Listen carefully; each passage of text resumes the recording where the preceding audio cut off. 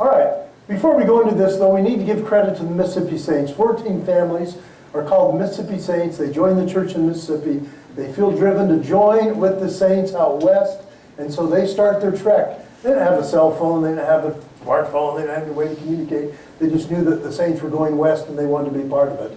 Well, their loop actually ended up going up past Fort Laramie. They got to Laramie and the trappers said, you don't want to go through the winter over these mountains. Go south to Pueblo and winter in Pueblo. Okay? Why was wintering in Pueblo so important? Well, all these sick detachments of the Mormon Battalion ended up in Pueblo. It's the only way they survived is because the Mississippi Saints were there ahead of time to have the ability to house them and feed them. Okay? You just don't welcome 300 people for 3 or 4 months. You know? So Brigham Young and the Saints were in winter quarters. They stayed in winter quarter and didn't start. Okay? All right, so now let's touch base on these sick detachments real quick. There's 3 sick detachments. First one was Higgins Family. They're the ones that did the cutoff to Pueblo when we did the Cimarron cutoff, and so they sent a lot of wives and children. Sorry, yeah. Right there, okay. Second sick detachment means they were too sick in the military officer's eyes to make the march, and they would have died before they got to San Diego, so they sent them up to Pueblo, okay. Second sick detachment was the Brown detachment.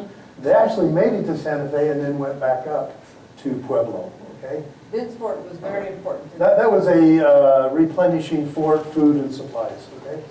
And then the third detachment is the Willis detachment, or they call it the Rio Grande, and they actually went 269 miles south of Santa Fe and then went back up.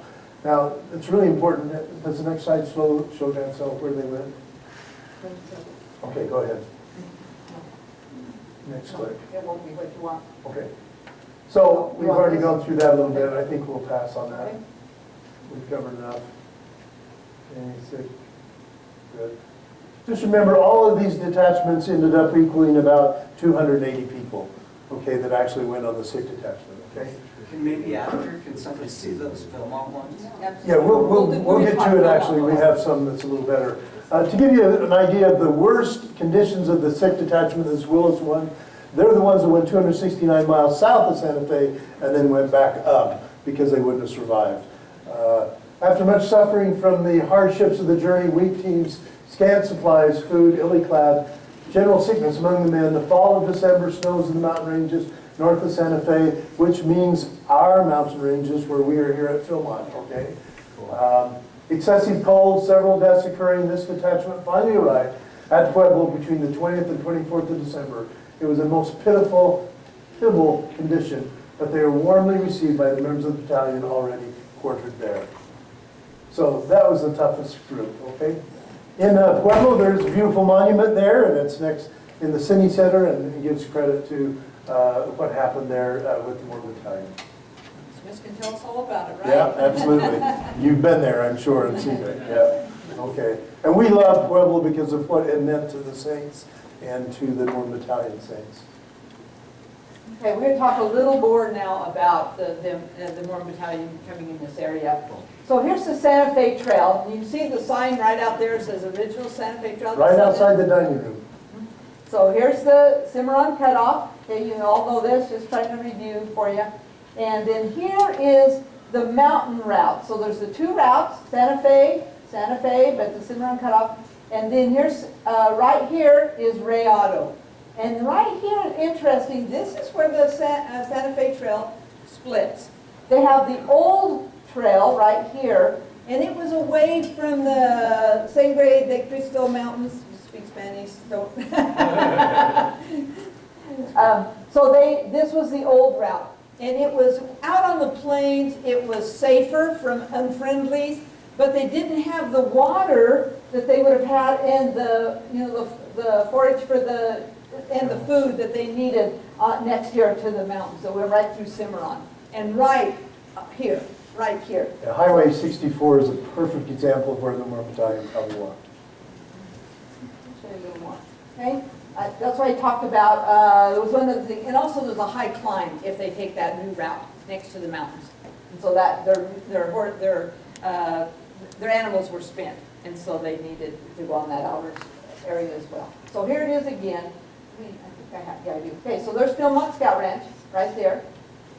Okay, Next, we're gonna have, this is the original trail. So they're coming along right here, okay? The kind of the prairie lands, if that's a good way to say it, when you drive north, you'll see the prairie lands to the right.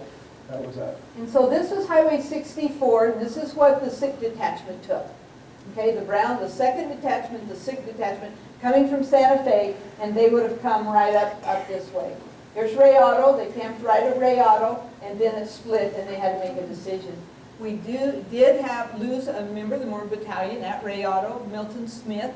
He died, and he is buried out there. So, yeah, kind of cool. No, Do they have a monument on the site? They do. Not that All we the know of. chaplains have been trying to do that stuff to the cemeteries. We ought to get them working. It'd be so cool to have that. Yeah, that's a great thought. Chip Turner. Okay. Excellent. Okay, so and here's the 3rd detachment was on this side of the mountain range. Okay? That makes sense? Is that also Philmont property? The Uh, other side? On the other side. The mountains would be, the other side is more like Taos and Yeah. some of And those is eagle the nests. house. Mr. Phillips actually owned a lot of that, but it wasn't so much scout ranch it's given. Right. Okay. Okay, and so then that's the Willis, the 3rd group came up there on the other side of the mountains. Okay, so there are some monuments in New Mexico. I'm sure there's others. We're not sharing them all, and I don't know them all. You've seen this? Trevor just stopped there the other day. Yeah, I thought we should stick that It's slide. really easy to get to, isn't it, Trevor? It is, and it's on an abandoned road. There's 10 parking spots full of weeds. It's by an abandoned Indian trading post. It's really the only thing there to get off the freeway now at this point. But you can see it along the freeway. We saw it for years and didn't realize what it was. It's quite prominent. And Yeah. then there's another monument just further down in southern New Mexico, several days after the Willis detachment. So, I'm going to take you back, take you modern now, okay? So, how many have been to the San Diego Temple? Very You've been to San beautiful. Diego, so beautiful, so unique, and so beautiful. So I want to share with you, so when the dedication happened, I think it's kind of interesting to know that it took in all of part of Mexico, and of course Southern California. And they wanted the children to be involved in the dedication. And so the primary children in Mexico, they made a rug for them for the dedication of the cornerstone. And then the primary children in California, they planted white poppies. And so they were, or I don't know, flowers, geraniums or something. And anyway, they were able to have that for the dedication. Okay, so we're taking our talk here, or our thoughts here from the Ensign article, July 2007, from Iowa to Immortality by Lance Wickman, and he was involved in the dedication. Were you there, Trevor, that time? No, I was going to graduate school at Georgetown. My Okay. wife and I were supposed to be married there, but it wasn't done until she got married in LA instead. Okay. So let me share with you what he said. In January 1993, as the church prepared for the open house and dedication of San Diego, California Temple, I found myself thinking about the men of the Mormon Battalion who had arrived in San Diego in January of 1847. After one of the longest, most torturous marches in military history, I felt we could not dedicate this temple without doing something to remember the sacrifice of the Mormon Battalion. I called a friend who was active in one of the Mormon Battalion commemorative associations. I asked him if on the morning of the first day of the open house, we could have a color guard of men in battalion uniform and a solitary bugler playing to the colors as the American flag was raised for the first time over these sacred premises. No band and no speeches. I said just the bugler and the color guard. The morning dawned cool and blustery in the wake of a Pacific storm.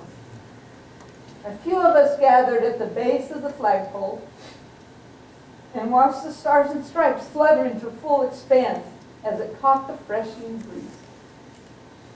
The mesmerizing notes of the bugle floated across the tranquil temple grounds. In that moment, I felt them there. The men of the battalion formed one last time in silent ranks, as the flag of the land they had served so valiantly rose above the temple that represented the Zion they had sought so earnestly. Tears filled my eyes. So President Hinckley made this statement, may we never forget, and particularly may the people of the church, this church, never forget the measure of their sacrifice and the depth of the Mormon Battalion and their loyalty. So it's kind of an invitation to each of us today to never forget what these men and women and children of the Mormon Battalion did. As the only religious unit, military unit in the history of the United States. Some will say, well, what good did they really do? Well, for me, it was an example of not only their sacrifice and their faith and their service, but they helped move that westward road. They helped with the expansion of the railroad.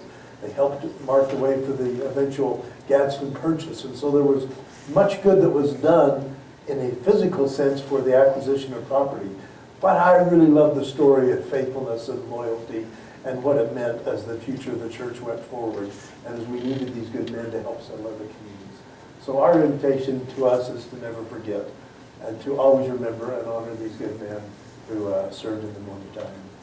So we do have a little time for any questions if anybody has one. Can you say the name of again of the one that's buried here by the yellow? And so, Milton Smith. Milton Smith. okay, And we know the site. we don't know. No, the we site. don't We know know the it's in site. the Rayado area. But it does say something about a stream or something like that. I'll look it up. Do you think that it I could can be share- found? Share that one. Well, it's worth a try. The current executive here at Philmont is really upgrading all the monuments and all the cemeteries. We might Wonderful. want to work on that. Okay. Yeah, Denny Hint, I've gone blank. Kevin Kevin Henson. Henson. Kevin Henson, his little thing says, I think it's findable. I don't know. That'd He, be he great. feels like there's I'll- enough landmarks that they I'll share can with, come let me close. share with you afterwards what he said. Yeah. Trevor. So Brad, there's that 20-minute movie that you guys show at the visitor Uh-huh. center, and a lot of the contributions to the battalion were after they were discharged. You want to talk about some of Well, that? Yeah. great thoughts, yeah. Remember, there's a 2,000-mile march or plus miles to get to San Diego. Then those that left families had to go back and get their families in Iowa, so it's another 2,000 or 3,000 miles. But at the same time, they had no money to go back. And so many of them had to get some work, they had to kind of get things going, and there was a guy named John Sutter who made a fort in Sacramento. And then they started milling up in the mountains, in the low foothills of the Sierras. And lo and behold, the members of the Mormon Battalion, 8 or 10 of them were up there working, and they didn't find it, but they were there when the foreman, Mr. Mason, I believe his name was, found what? Gold. And that started the rush, okay? Yeah, and because we have 82 journals of members of the Mormon Battalion, back to that great thought about journals, Lynn, we know this stuff. You know, without the journals and the written information, we wouldn't know this. And I sometimes think about this, how many 18 or 19 or 20-year-olds would be writing in their journal? You know, the days didn't change much. It was pretty much the same drill every day, but they wrote their feelings and what happened and when they arrived, and we know this stuff. But yeah, the contributions, at the same time that Mormon Battalion was marching, Sam Brandon was also settling San Francisco. What's it called? Wayne Roman got Yerba like- Buena. Yerba Buena, yeah, that became the pre-San Francisco. Please, Gary. Didn't part of the funds that they received as part of their military wage, as well as their uniform stipend, go back to help move their families and saints across the plains to settle in? And without that, they would, some of them may never have made it Yeah. until much later. Such a good comment. I hope you all heard that from Gary, but basically when they left Nauvoo and they were run out and really had to move on, you have 15 to 20,000 people living on the plains of Iowa with no resources, no income. In fact, my own relative left his wife and mother-in-law and went down to Missouri to find work. And when they heard about the Mormon Battalion, they came back. But Brigham Young was quoted as saying that the Mormon Battalion, the money they received and the stipend from the uniform allowance became the temporal salvation of the church. And so that part of the story is never told very often, but it was so critical to the survival of the church at that time. So you might be interested that they did send, Brigham Young would send people, Apostles. runners, down to like each different places where they get their pay and send it back. Yeah. So the last one was Thank you. I believe, okay, oh, very cool.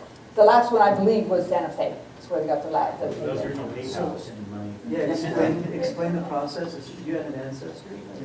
Yeah, but Brigham Young would send these runners To go get it? to go help get some money to help sustain the church. What a process. Yeah, it was really incredible. Charles? You mentioned something about a year and a half, but when they accepted the assignment, did they actually know how long they were going to be gone?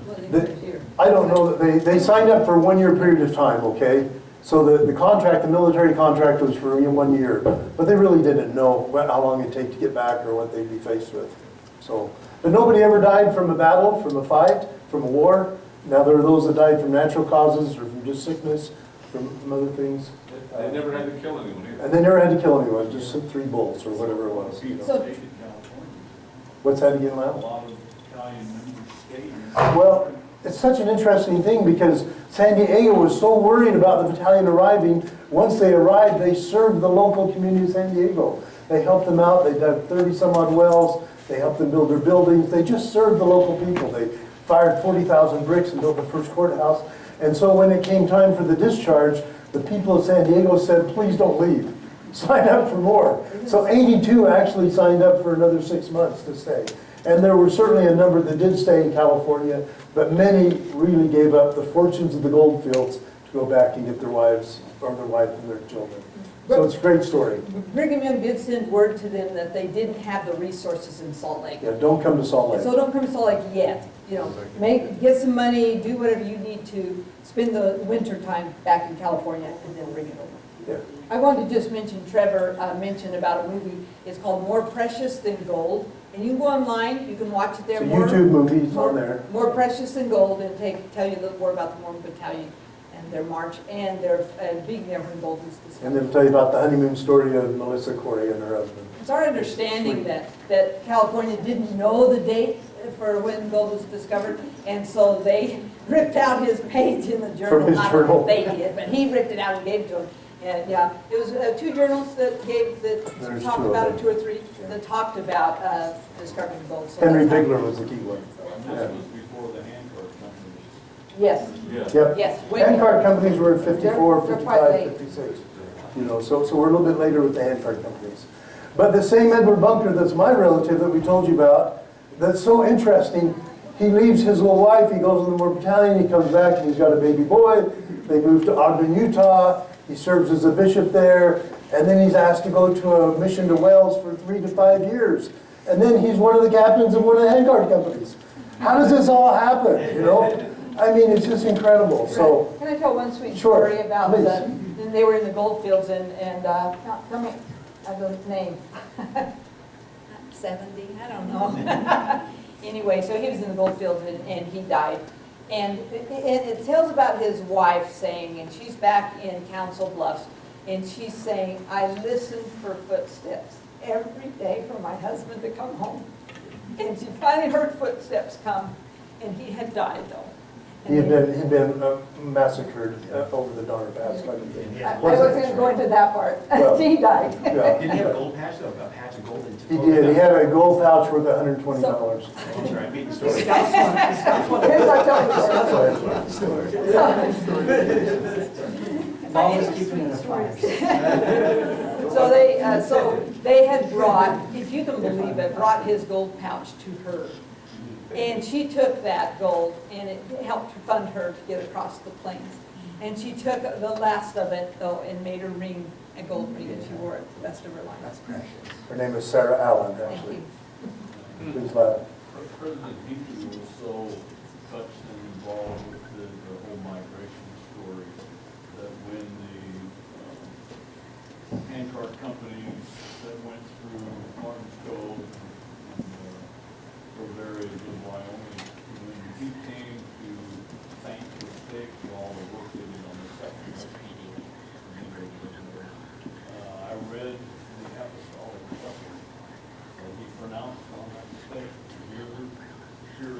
The Riverton Steak, if I remember It's in right. the book, the rest, the Second rest of the recipe. book, isn't it? I believe it's there. Okay. Oh, that's Cool. entire stick, that's the three generations. We preface by saying, we read the Bible about the sins of the parents being cast upon their children for posterity, because I think the blessings serve the same purpose. And he said that he blessed everyone in the Riverton stake, that no one there would suffer for lack of shelter, food, or raiment. And that blessing, he said, I pronounce on 3 generations from those in attendance. And they said the people were wailing.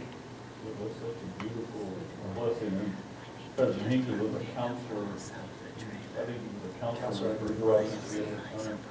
But really, it was really him that brought all of this to our memory. This is what this is all about, is remembering it. Well, as you pause while you're here at Philmont, I hope that you will just realize you're on some pretty sacred soil for a number of reasons. The Santa Fe Trail and, quite frankly, the Westward Movement and the members of the Mormon Battalion. I just want you to know how much I have grown to love the Mormon Battalion and the members of the Mormon Battalion and what they mean to the church. And if nothing else, my testimony was so solidified on the sacrifice of these early saints and what they did for us, quite frankly. And my only hope and desire is that I can live worthy to meet them and say, thank you. I love what you did in your life and what you've meant to the church as it grew and as it moved west and then went throughout the world. So we share these thoughts with you in the name of Jesus Christ. Amen. Amen.